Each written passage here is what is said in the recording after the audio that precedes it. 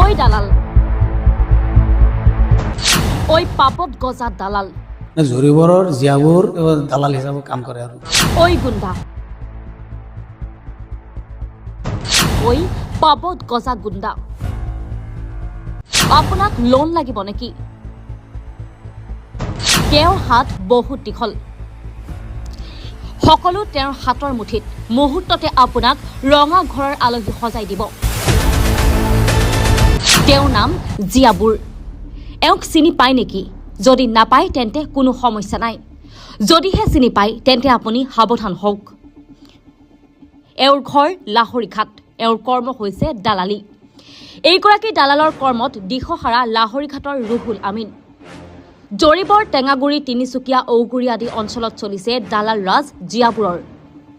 Loan লৈ দিয়াৰ বাবদ ৩০,০০০ টকা নিদিলে ভিন্ন ধৰণেৰে ভয় ভাবুকি আৰু মিছাকৈ গোচৰ ৰুজু কৰাৰ ভাবুকি দিয়ে দালাল ৰূপী জিয়াবুৰে। জৰিবৰৰ জিয়াবোৰ তেখেতে মোক এটা লোন দিয়াৰ বাবদ লোন লৈ দিব বুলি মন্নপূৰ্ণম বেংকৰ পৰা মোক পৰা টকা বিচাৰিছিলে ৩০,০০০। ২২,০০০ টকা দিয়াৰ পিছতো তেওঁ মানে পুৰা হেৰেছমেণ্ট দিছে, মোৰ ওপৰত কেছ কৰিব, বহুত মানুহ মাতিছে, ৩০,০০০ টকা দিবই লাগে।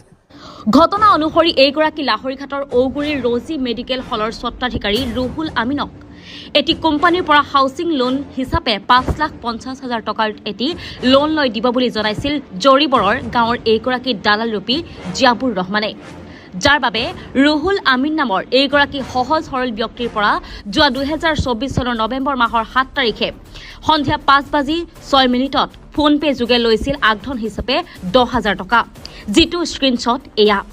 কিন্তু তাৰ পিছতেই আৰম্ভ হ'ল দালালৰূপী জিয়াবুৰৰ ভিন্ন ধৰণৰ ব্লেকমেইলিং।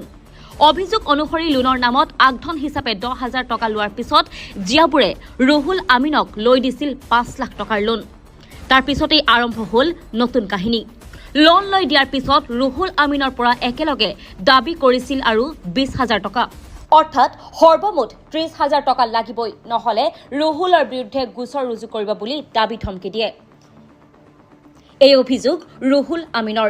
মোক পৰা টকা বিচাৰিছিলে ৩০,০০০। তেওঁ টকা মানে মই অলপ কম দিয়াত তেওঁ মানে মোক পুৰা হেৰেছমেণ্ট দিছিলে। তথাপি তেওঁ ২২,০০০ টকা দিয়াৰ পিছতো তেওঁ মানে পুৰা হেৰেছমেণ্ট দিছে, মোৰ ওপৰত কেছ কৰিব, বহুত মানুহ মাতিছে, ৩০,০০০ টকা দিবই লাগে। তেওঁ দালালি হিচাপত দিব লাগে। বেংক মোক লৈ দিছে আৰু কেইজনকো লৈ দিছে। তেখেতসকলৰ পৰাও মানে ২০,০০০, ৩০,০০০ তেনেকুৱা লৈছে। এইটো হ'ল ১০,০০০ টকা, এইটো চাওক ১০,০০০ টকা, ১০,০০০ টকা আৰু এইটো চাওক ১২,০০০ টকা, এইটো ১২,০০০ একাউণ্টত দিছোঁ। ইয়াৰ পিছতেই ক্ষান্ত নাথাকে দালাল জিয়াবুৰ। তাৰ পাছত আকৌ ১৩ মাৰ্চৰ সন্ধিয়া ৬:৪৪ ফোনপে যোগে দিছিল ১২,০০০ টকা, অৰ্থাৎ সৰ্বমুঠ ২২,০০০ টকা দিছিল লোন লৈ দিয়াৰ নামত।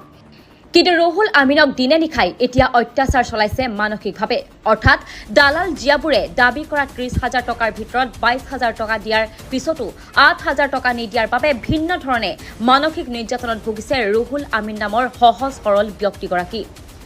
অভিযোগ মতে জিয়াবুৰে টকা নিদিলে গোচৰ ৰুজু কৰিব ৰুহুলৰ বিৰুদ্ধে, কিন্তু কোম্পানীত ভুক্তভোগী ৰুহুল আমিনে খবৰ লোৱাত কৈছে এটকাও দিব নালাগে।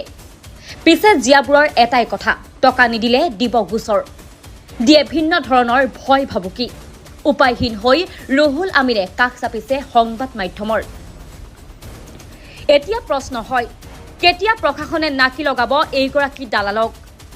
জৰিবৰ, টেঙাগুৰি, তিনিচুকীয়া, ভোৰাগাঁও, ঔগুৰি আদি অঞ্চলত এইগৰাকী দালালৰ দপদপনি নাইকিয়া হ'বনে, সেয়া পৰৱৰ্তী সময়ত লক্ষণীয় হ'ব। আগতে প্ৰশাসনে মাটিৰ দালাল ধৰিছে, এতিয়া বৰ্তমান লোনৰ দালাল ওলাইছে।